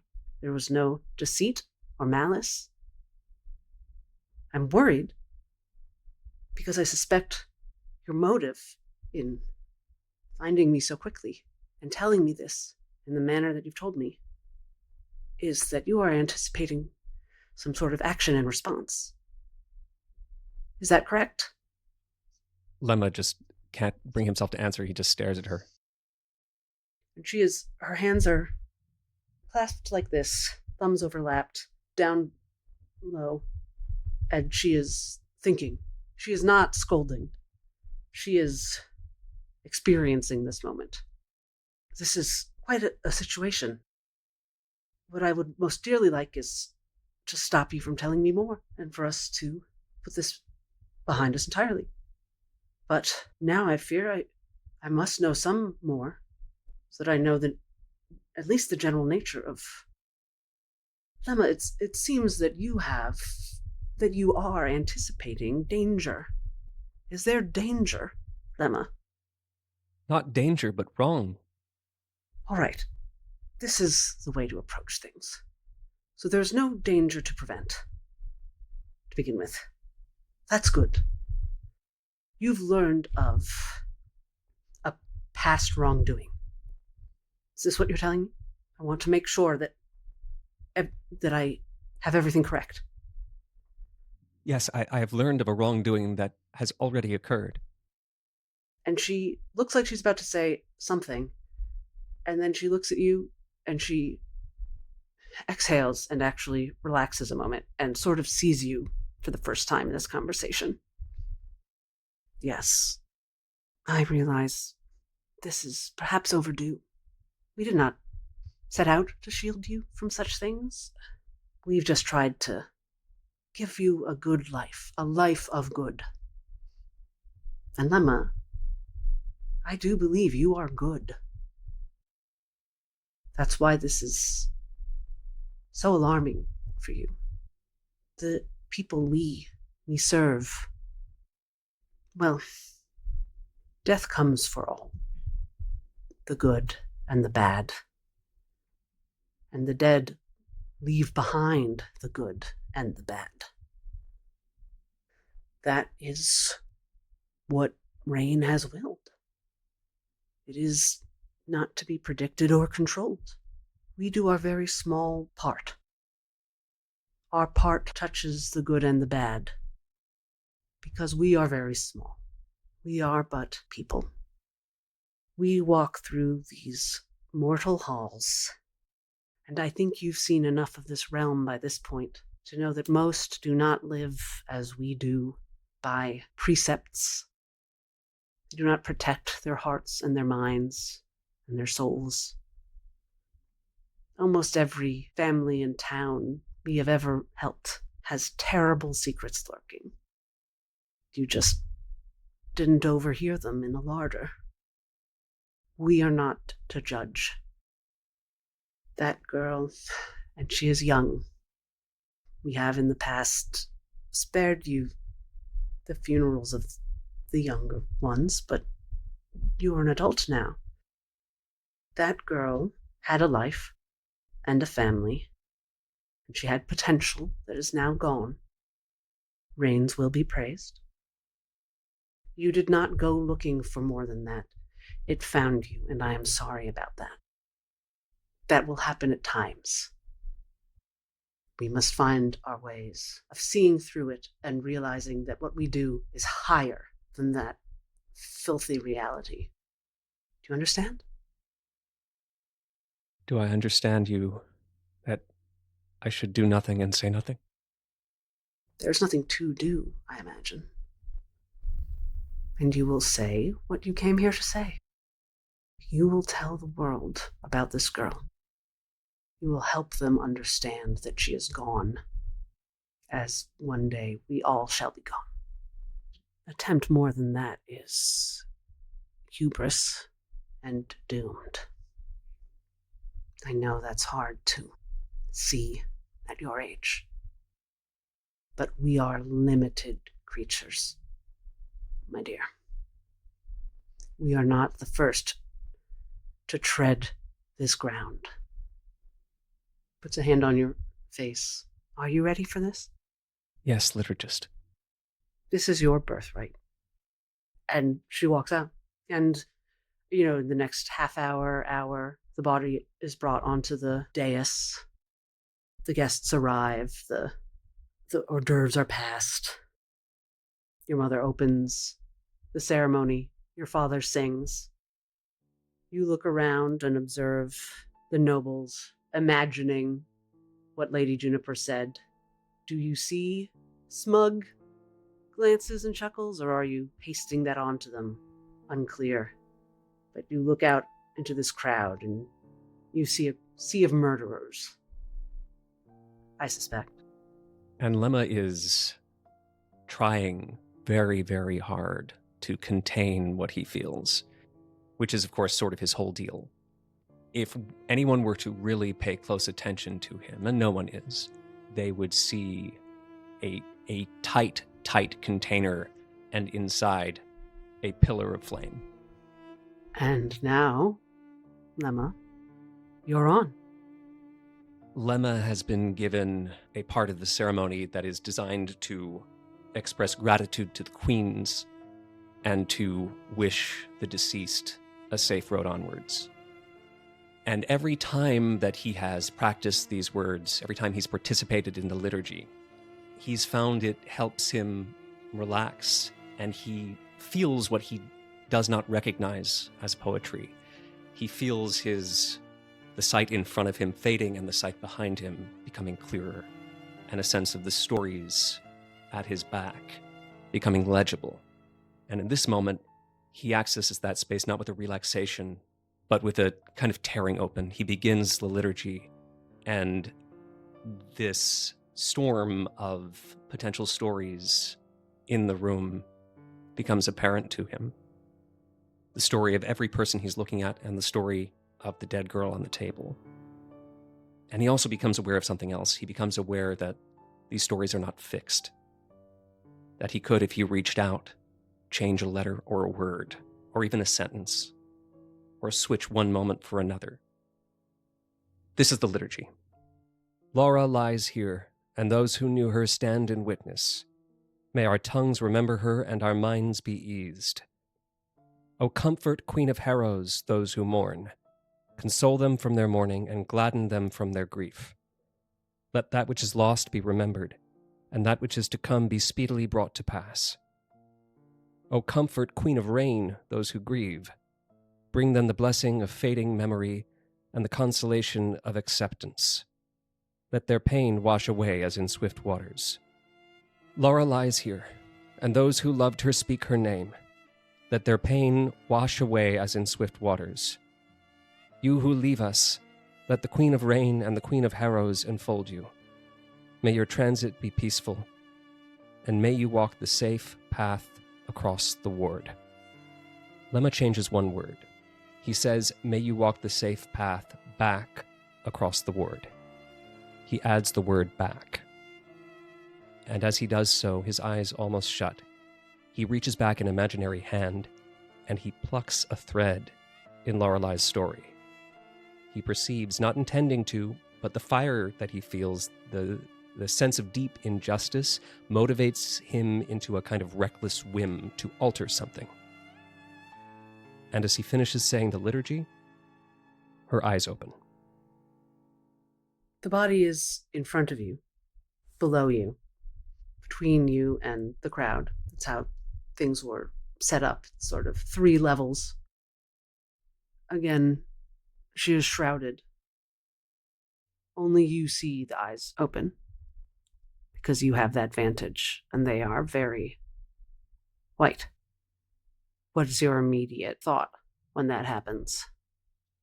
Total shock. Lemma goes from his sort of trance state of tightly contained rage to completely snapping out of it. His voice cracks on the next word, and he staggers backward. Your father, who's on the side, looks, takes a step forward, unsure if you're all right. And that's when Laura's hand moves, and the crowd reacts. First of all, take a hope for your liturgy. There are gasps and a small shriek as the hand reaches out for nothing. You hear a voice, and you realize it's Lady Juniper. Say, what's happening? Is this some trick? She's saying it to your mother. Do you react, or are you frozen? Lemma is like on the floor. Lemma is like has staggered back to the wall and kind of slid down it. He is not an active participant in events at the moment. As he continues to move, another arm. The noise is greater. Scraping chairs. She's trying to sit up. It's clear that her body doesn't understand its situation. And the last thing you see for your parents are in front of you whisking you away is she manages to take off her shroud and has just turned to look at you. You catch the barest glimpse of her face. You're back in the antechamber with your parents. Your mother's voice is the loudest you've ever heard it. Not sure you quite hear the words they're saying, though. And they're not talking to you anyway. They are ashen, terrified, appalled. The next day, you're dropped at Vespertine. I don't know if you ever asked about what became of Lady Laura Vermeer. I think I didn't dare to ask about any of it. That makes sense to me. But now you're looking at her. She says, I don't know why. It's your voice I heard that in. I don't think you ever said it. I must have made it up. Just know that after that, I was Lorelei. Did you say your name's Lemma? That is my name. Why did you come here? I came here with my friends. I think we are both running from something and running to something. I didn't run, I just left. There was no space for me anymore, if there ever had been. I don't think they were going to kill me again, if that's what you mean. They didn't know what to do. They didn't know what I was to kill. Everything had already been signed over to... I did not mean to do what I did. Huh. I wanted to do something, but I did not know of anything to do. And then I reached out and something happened. And I feel that I should apologize for giving you something you did not ask for. How could I have asked? And how do you know I didn't? Anyway, I'm sorry that you regret it. Are you here to kill me then? To undo what you did? A look of just abject distress crosses his face. He's not so good at being inscrutable that he could hide his disgust at that thought. I don't think I'd be very good at fighting you off, but the others wouldn't be very happy with you. That is the last thing I would wish to do. And I think I did what I did in the first place because those who took your life in the first place did something so unjust and wrong, and by replicating that act I could not correct what has happened if indeed it is something that should be corrected. But I do feel that you deserve maybe an explanation, or maybe... Lorelei bursts into tears. Maybe you just brought me back so I could hear someone say that it wasn't just what they did to me. I don't remember doing anything to deserve it. But my mind is strange. So maybe I just can't remember what I did. Lemma kneels and grabs her hand. It was nothing you did. I don't know. It was what you had. They wanted what you had. And she looks down at the hand that you're holding and at your face. So she's trying to make a whole of the parts. Thank you. I still think this life feels more real than the last one. Maybe that's just how it works. But I don't know if I react to things the right way. This is actually the first time I've done this. She touches her face and looks at a tear. Since you brought me back, feels a bit, after all the deaths I've solemnized, my first tears were for myself. The laundress is very angry at you, by the way. Lemma barks out a kind of laugh. You don't need to worry about it. She doesn't break protocol, but she is a bit of a grouch. You would be too if you were so unpopular, just for doing your job. I upset your friends. I don't know what to do now. I'm suddenly very afraid of what happens next. I don't know what it means that we met each other. It need mean only what you want it to mean. I am, perhaps, an accident that happened to you immediately after another accident that happened to you. She gently pulls her hand out of yours and sort of holds it. I think I need to rest. I hope I will see you again. Yes. If you wish to ask me anything or ask anything of me. What did it feel like? It felt like I reached out with a hand of fire, and I burned a new word in the fabric of reality. And then it felt like I'd been hit very hard in the head. You made me into something new, but it's something good. I'm still adjusting, but I am glad that you did what you did, if that helps anything. And I hope you don't kill me. Lemma burst into tears. Oh no. Oh no, I did the wrong thing again. I'm sorry. I'm not going to let you kill me just because I made you cry, but I am sorry. She carefully, experimentally sort of pats your face. Lemma stands trying to express so much at once and not being able to or particularly good at it. And he tries to regain control of his speech and breathing, and he says, "You are safe from me. I will never harm you.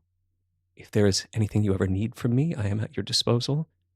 You should not feel responsible for my tears or, for that matter, those of my companions. I am going to leave you be now, but you should not interpret that as a sign that you have put me out or inconvenienced me or offended me. I think that you deserve some space, but I will be back. I will return and we will speak again. And if there is anything that you want to know or would like, then I will provide it. Then, my lady." And he I'm not. he walks Wait, straight into the woods. I do ask something of you. He turns on his heel. Please never again call me my lady. That's what got me killed. He nods and says, "As you wish. As you wish." Lorelei. Lorelei. Thank you. And she turns into her tent. He just fast walks into the woods until he's out of eyeshot, falls against a tree, and sobs the deepest sobs he's ever sobbed. Just lets it all out. OrLeon, you have gone into the woods further a bit to find Soren. Normally the pillar of calm and adult guidance. Soren crouches now in the woods, his palms pressed to his eyes, quivering in rage. As you approach, he stands. He is thrumming with an energy that has no good target, and he knows it. He looks at you, starts a bit. OrLeon, you're good to see you again in person. You don't have to come take care of me. Maybe it's best you're not around me right now. I'm not my best self. Are you okay? Are you all right? Sir, I'm fine. I'm not a sir. I am no sir. I know. I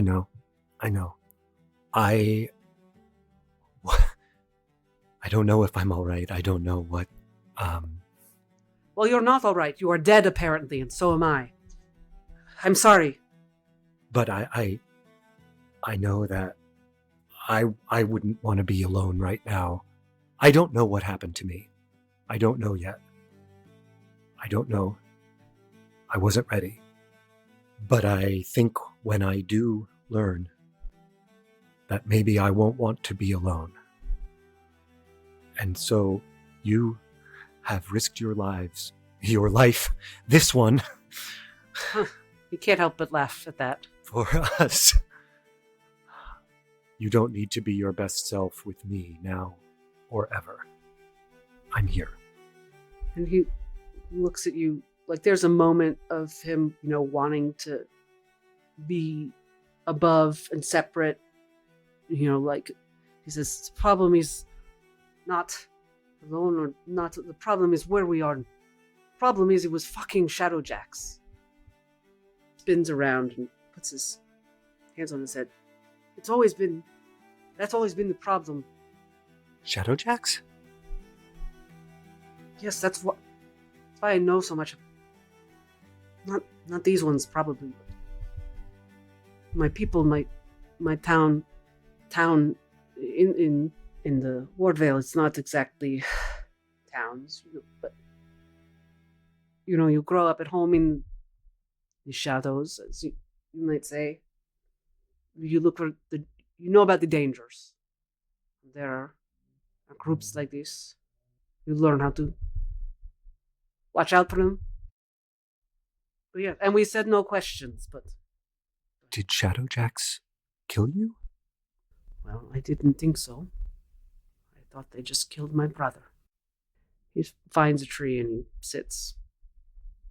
He leans his head against it. Look, it wasn't these guys. It was 15 years ago, something. They got the drop on us.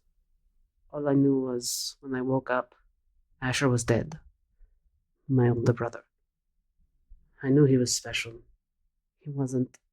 No one said, oh, he's a poet or whatever, or something special. He was the safest to travel with. It was such a shock that he would die like that, too. And I didn't really know what had happened to my eye. It happened somehow then. And ever since that, it's not that I could see like you all see. Just, I don't know, somehow it was easier for me than for most with the shadows. I knew how to fight things that I could sense them without seeing, only if they were trying to hurt me. It doesn't always come up. I'm talking nonsense. The point is, Asher didn't die to the Shadowjacks. I think I did, and he saved me. But he didn't know how to do it and save himself too. Fucking prick.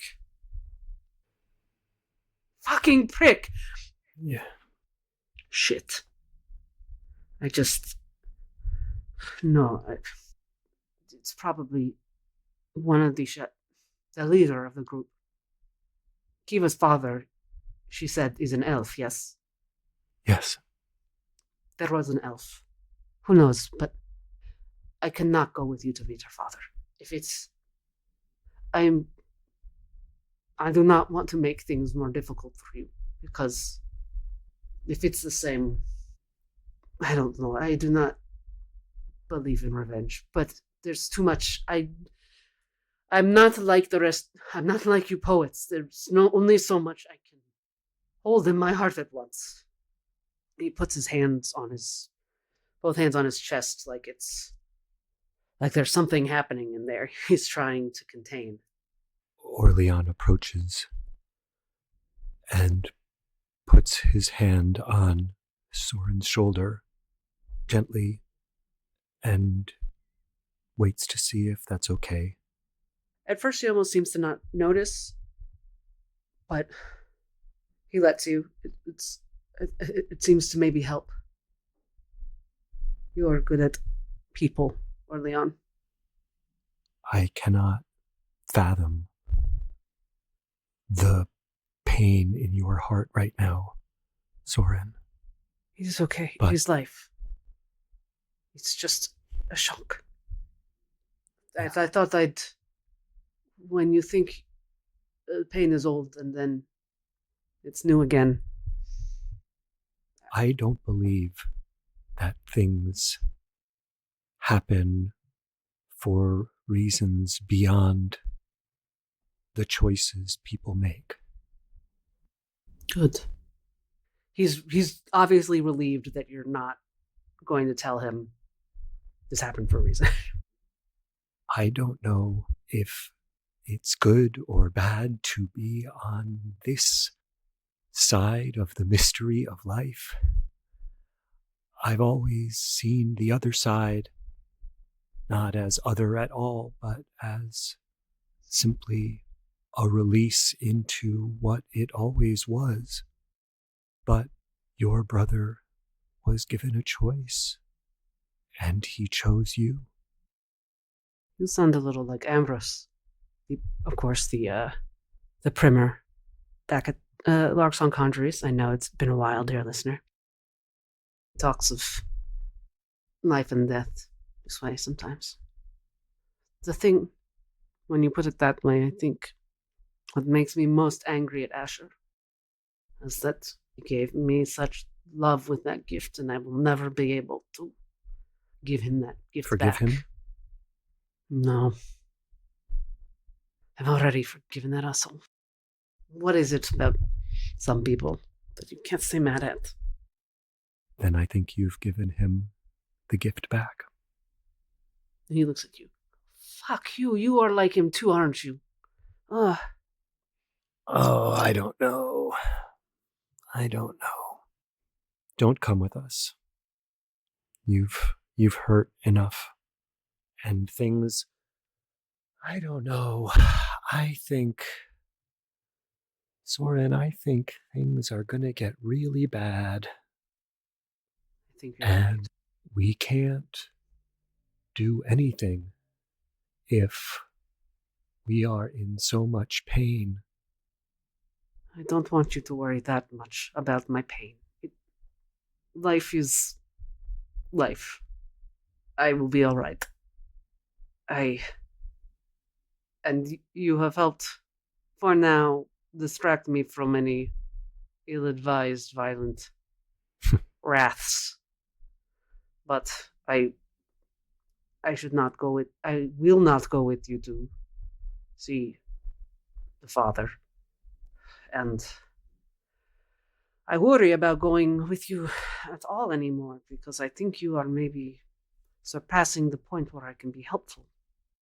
I came with you to protect you from Shadowjacks, and look where we are now. Who will protect them from you? Not me, for one. I think you protect us more than you know. I don't know why, but that made me feel very old. How old are you anyway? None of us can tell. Really? Why? How old? What is the range you think then? What is the oldest and youngest you would? No, I'm not falling into that trap. All right. I'm 28. He looks at you for signs of shock in one direction or another. Is that?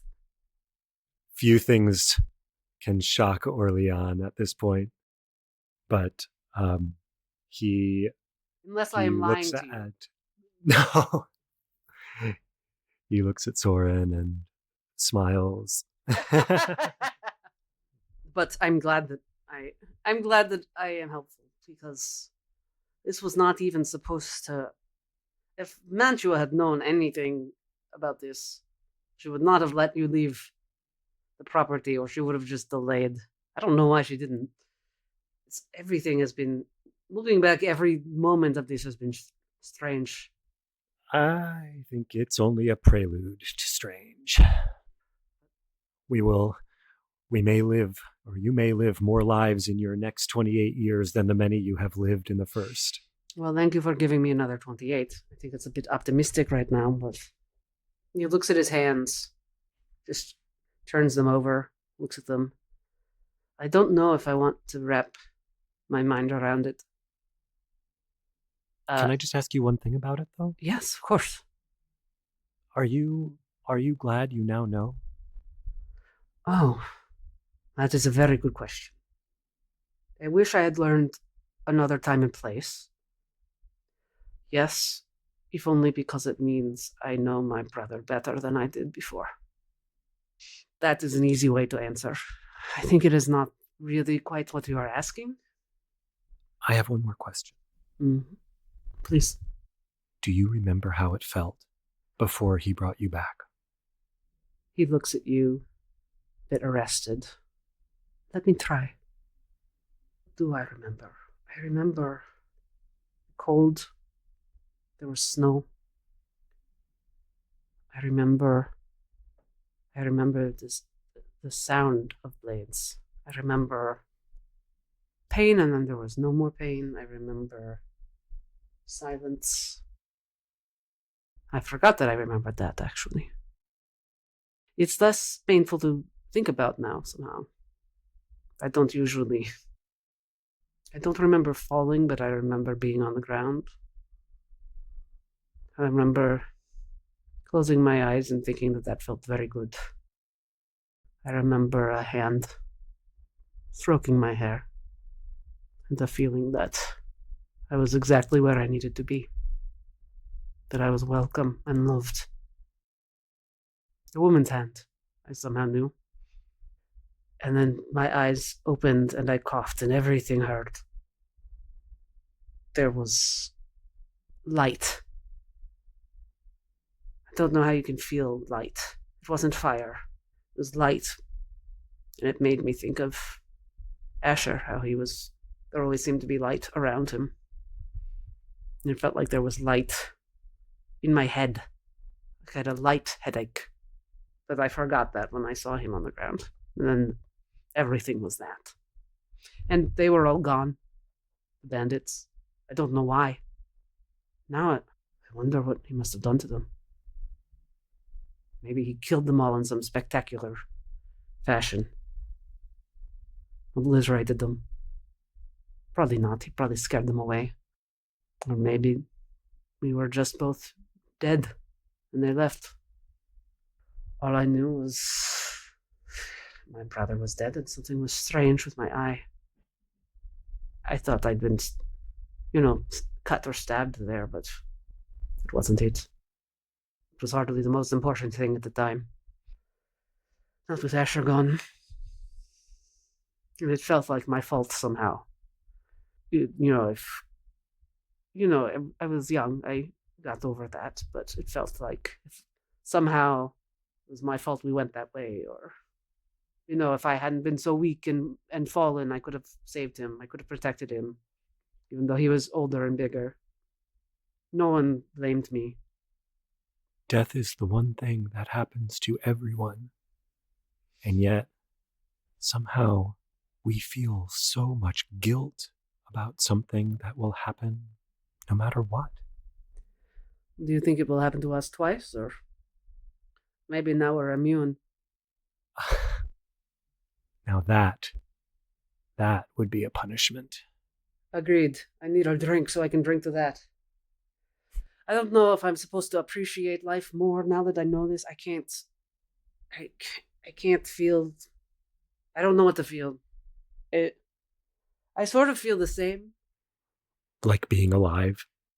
I don't feel. It's hard to feel special when I work around all of you. I still just feel like that kid on the ground half the time. I suppose you are still him. And always will be. And that kid on the ground is here. At this wake. After the Queen of Bones has been released. And the washerwoman is wandering these realms. And the ferryman sends us all on our paths. And you're here. No, that kid on the ground is dead. Yeah. He is. That's life. Now I'm worried that my brother's brother died too. So who was left to remember my brother? Soren stands up. No, this is not the Soren I want you to see. And usually I have to get pretty drunk for this Soren to emerge. Shall I leave this Soren alone? Trying to think what this Soren will do if he's left alone. Maybe this Soren wants to go look for a bowl of wine left by a bear. I do not usually ask people for favors. But since we are apparently dead brothers now, kin she called us, if I go back there and get drunk, will you stop me from killing any Shadowjacks? Will I? I don't know. Will the bear stop you? He'll do his best. All right. Sorry, you'll attempt to stop me. I can't exact impossible promises, but you'll keep an eye. I will keep an eye. Thank you, my friend. He steps over to you, and he squares off at you and looks at you, and strangely and impulsively, he gives you a giant hug. I hope this is all right. OrLeon, for the second time tonight, feels the comforting heat of touch and hugs Soren back. A bear hug by a human. He holds you for a moment, pulls away, and wipes his eyes. The bad one still cries. It's not physically injured, after all. He says, all right, don't tell. Don't tell anyone I'm a softie. Everyone thinks I'm so tough, after all. And he smiles awkwardly because he actually realizes he has no idea what people think of him in that regard. And he's kind of looking at you to see. OrLeon is happy to let him think what pleases him, and smirks to communicate that. Yeah, and Soren realizes he's just going to make himself feel more awkward the more he talks. And he he salutes. He's like, no, that's worse. And he turns around and starts to walk back to camp. OrLeon breathes deeply, looks up at the sky, sees the stars through the silhouettes of the branches of the trees. He thinks back to the beginning of that day when shaking trees in the woods and dropping acorns seemed the biggest event that was going to happen. He thinks of his friends, all somehow born anew into this world, or seeming to have been. He thinks of this world such as it is, and knows that such as it is will never be such as it was. And sighing heavily, walks into the woods back towards the fire.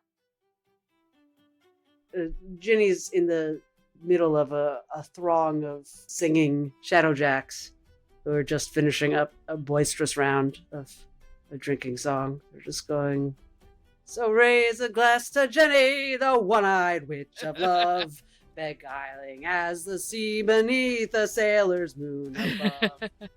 Beguiling as the sea beneath a sailor's moon above. Hey!